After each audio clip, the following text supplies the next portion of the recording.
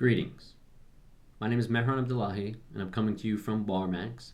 I'm one of the co-founders of the BarMax Bar Exam Review course, so I want to take a moment today to talk about 3 tips that I think will help you on your journey to pass the bar exam and get over the final hurdle that remains on your quest to become an attorney. Now, as Type A law students, we have a natural inclination to try to be perfect. And I feel this is one of the reasons students have such an issue with preparing for the bar exam, because the standard to pass the bar exam is nowhere near perfect. In fact, they're basically asking you to fail in style. So let's talk about the 3 things you should focus on in order to be successful on the bar exam. And the first and most important thing is sufficient knowledge of black letter law. Now, notice I said sufficient knowledge. By no means does that mean you need to be an expert in any of the subjects that are tested on the bar exam. Even myself, as a founder of BarMax, when I took the California bar exam, there were plenty of things that I didn't know when I walked out. It didn't matter. Even in the model answers that are selected by the bar examiners to show you what is a model answer in their eyes, you'll notice that these model answers are littered with misstatements of law. The students are writing the wrong law, applying it to the facts, drawing a conclusion. And you notice it doesn't matter. Not only did they pass, they were selected as a model answer.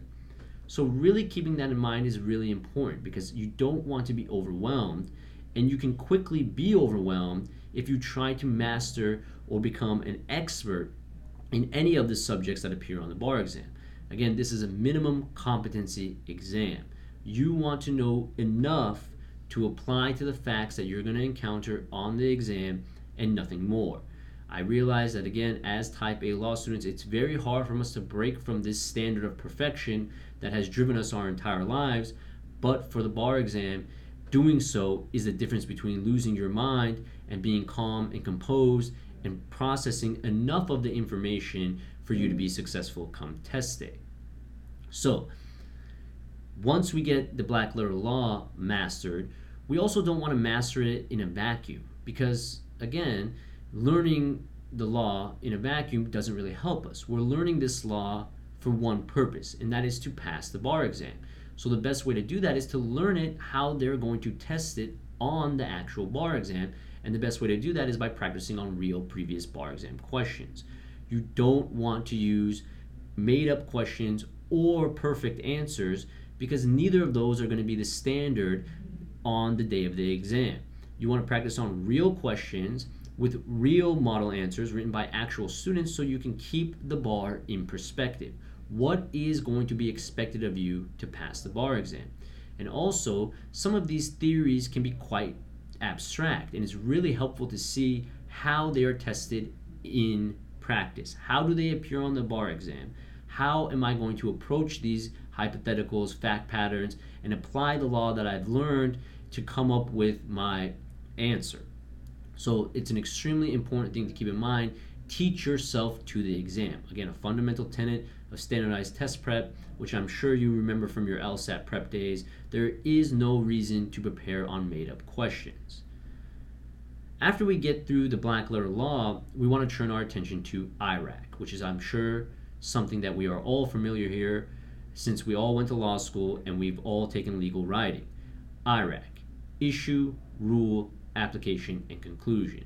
And the idea here is that on the essays, your essays are going to be graded by real people. So you can imagine the volume of essays that these graders have to get through. So in terms of formatting, you want to do everything in your power to make sure that it's easy to read and it's easy for the grader to follow, so that you're getting the maximum points that you deserve.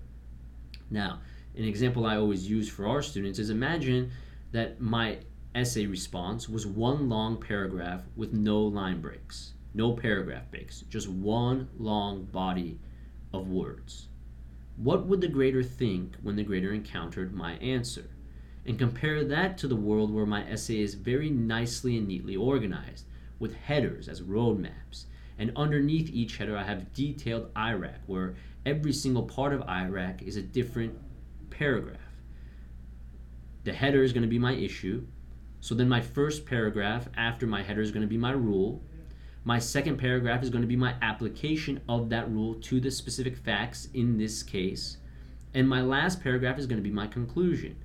Keeping a very nice, neatly organized and formatted essay allows the grader to easily follow what you're writing and give you maximum points.